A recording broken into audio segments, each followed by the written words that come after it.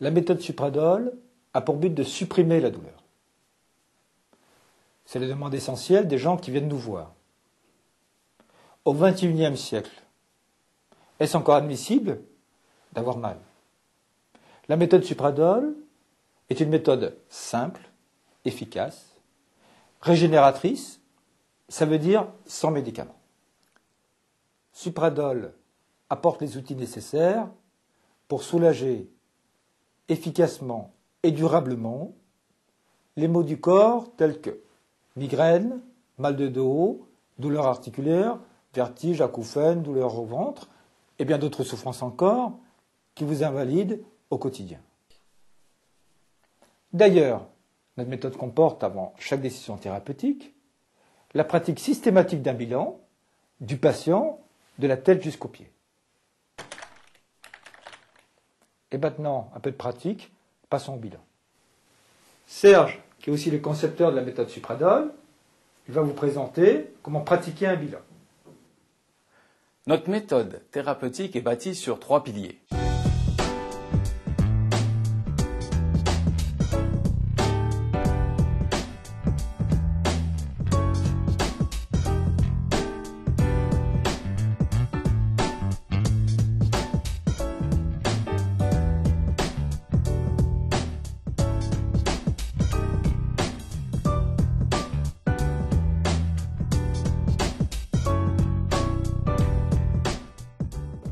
Bonjour Cécile. Bonjour.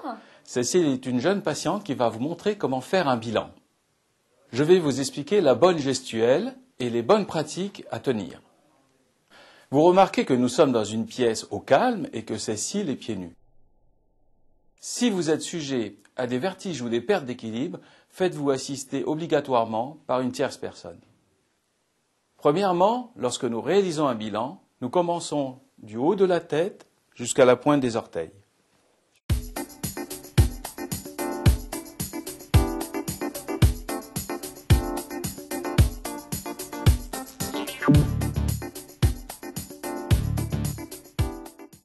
Alors Cécile, levez votre bras en avant, levez votre index et rapprochez-le lentement entre vos deux yeux.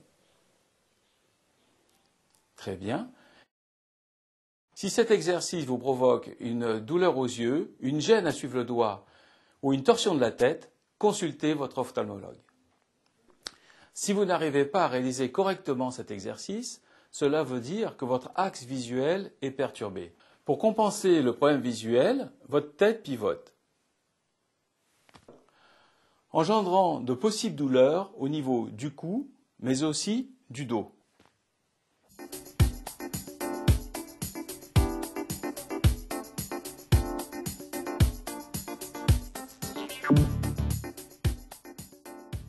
Test d'audition. Cécile, tu vas claquer des doigts une fois devant ton visage, ensuite de chaque côté au niveau des oreilles, une fois de chaque côté et simultanément des deux côtés.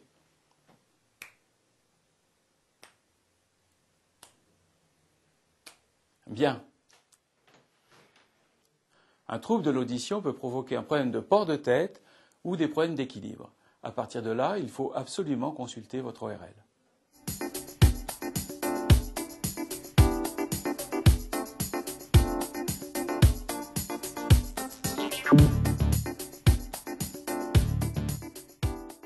Test des muscles de la mâchoire. Cécile va placer 3 doigts au niveau du masséter.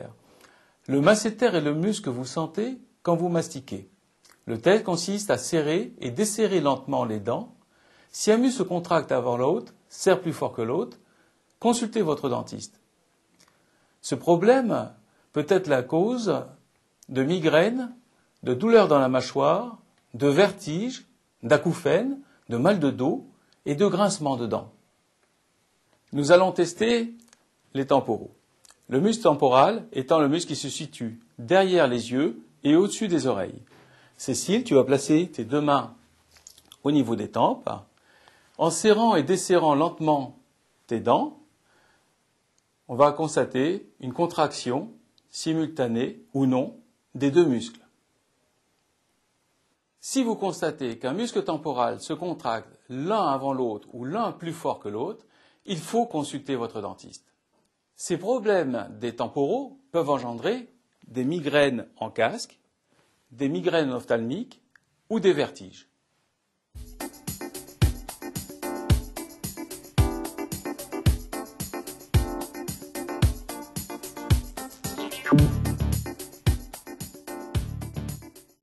Nous allons faire le test d'ouverture et fermeture de la mâchoire. Pour ce test, placez-vous devant une glace. Cécile, tu vas placer tes mains de part et d'autre juste avant les oreilles. En ouvrant et en fermant lentement ta bouche, tu repères s'il y a des déviations lors de l'ouverture et s'il y a une déviation lors de la fermeture. Lorsqu'on constate une déviation, c'est signe d'un problème au niveau de l'articulation de la mandibule, donc de la mâchoire. À partir de là, il faut en parler à son dentiste.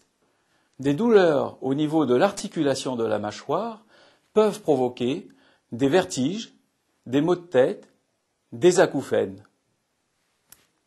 Un décalage de la mâchoire peut provoquer des tensions du cou, une bascule du dos et des douleurs dans le dos. Si vous constatez un décalage et des douleurs dans la mâchoire, il faut consulter votre médecin, votre kiné.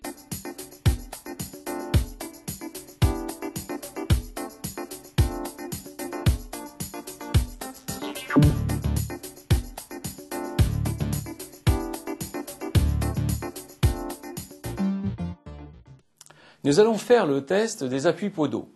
Pour cela, Cécile, tu vas lever une jambe et nous allons observer s'il y a un appui trop fort au niveau du gros orteil ou s'il y a un pied creux. Il faut absolument avoir soit un meuble à proximité ou une personne de façon à éviter tout risque de chute. Donc Cécile, tu lèves une jambe. La normalité étant d'avoir un appui réparti sur la zone externe du pied et sur les orteils. Lorsque nous constatons un appui, un creux trop important au niveau, c'est un pied creux, c'est ce qu'on appelle un pied creux, ou un appui trop fort dans la zone du gros orteil ou des talons, le risque étant de déstabiliser le corps, de provoquer une fatigue de la cheville, une fatigue du genou ou une torsion au niveau du bassin et du fémur en fait. Si vous avez constaté un déséquilibre de votre pied ou un problème d'appui au sol, il faut absolument consulter un podologue connaissant la méthode Supradol.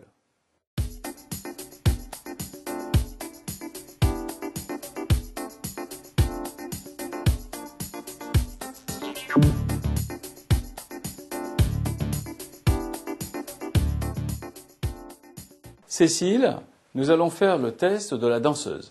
Pour cela, il faut mettre les bras en couronne. Pour cela, il faut mettre les pieds au niveau des épaules et maintenir cette position pendant 2 minutes.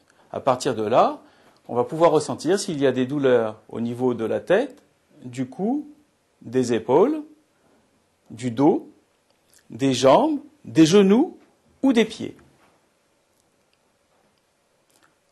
Donc cette position, petit à petit, va faire apparaître des douleurs qu'il faut mémoriser.